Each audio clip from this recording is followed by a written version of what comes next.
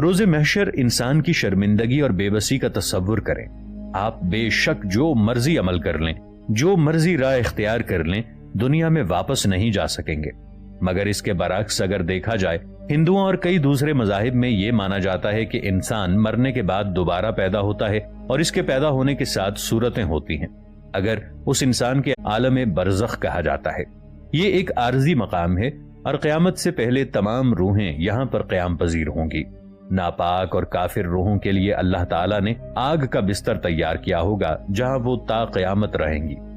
इसके बरअक्स नेक रूहें जन्नत में अपना मकाम देखकर अपनी खुशकिस्मती पर रश्क करेंगी और अल्लाह ने उनके लिए मखमल के बिस्त मौत नेक इंसान की रूह कब्ज करता है तो नेक फरिश्ते उसके इस्तिकबाल के लिए तैयार खड़े होते हैं। जैसे ही नेक इंसान की रूह निकलती है तो फरिश्ते उसे अपने लाए हुए कफन में लपेट लेते हैं और रूए जमीन पर जो सबसे बेहतरीन खुशबू होती है उस नेक रूह से वो खुशबू आती है। हजरत मोहम्मद सल्लल्लाहु अलैहि वसल्लम ने फरमाया कि फरिश्ते उस रूह हर वक्त इस रूह के पास हाजिर रहते हैं। फिर अल्लाह ताला इस नेक रूह को जमीन पर भेज देता है, क्योंकि ये अल्लाह ताला का वादा है कि अल्लाह ताला ने इंसान को इसी जमीन से पैदा किया और इसी जमीन पर वापस लौटाएगा और फिर क़यामत के दिन इसी जमीन से उठाया जाएगा। इसीलिए फरिश्ते इस रूह को उसकी जिस्म में वापस चौड़ाते हैं। हजरत मोहम्मद सल्लल्लाहु अलैहि उस पर आसमान के तमाम दरवाजे बंद कर दिए जाते हैं और तमाम फरिश्ते दुआ करते हैं कि हमें इस बद रूह के ऊपर मुसल्लत ना किया जाए।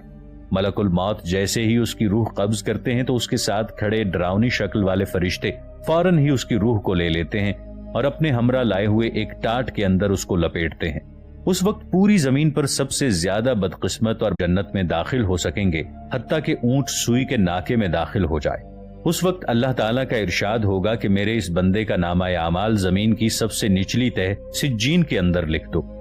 उस जगह पर जहन्नमी लोगों के नाम लिखे जाते हैं। इसके बाद अल्लाह ताला का हुक्म होता है कि इस रूह को जमीन पर वापस भेज दो, क्योंकि मेरा इनसे वादा है कि मैंने इनको जमीन से ही पैदा है। तुम्हारा दीन क्या है? और हजरत मोहम्मद सल्लल्लाहु अलैहि वसल्लम की शबीह मुबारक को जाहिर करके कहते हैं कि तुम इस हस्ती के बारे में क्या जानते हो? अगर मैयत इन तीनों सवालों के सही जवाब दे दे तो फरिश्ते सवाल करते हैं कि तुम्हें कैसे पता है? तो मैयत अर्ज करती है कि मैंने दुनिया में कुरान पाक पढ़ा था और मैं इस पर ईमान लाया था और ये हड्डियां आपस में धंस जाती हैं और रोजे क़यामत तक उसे इसी तरह आग का मुख्तलिफ किस्म का अजाब मिलता रहेगा। अल्लाह ताला हमें ऐसे हर अजाब से बचाए, आमीन। और अल्लाह ने हमें दुनिया में जिस मकसद के लिए भेजा है वो हमें इस इम्तिहान में कामयाब करे, आमीन। ये दुनियावी जिंदगी चंद रोज की है, हमें इसे दुनियावी लालच और मालो ज़र के पीछे ज़ाय नहीं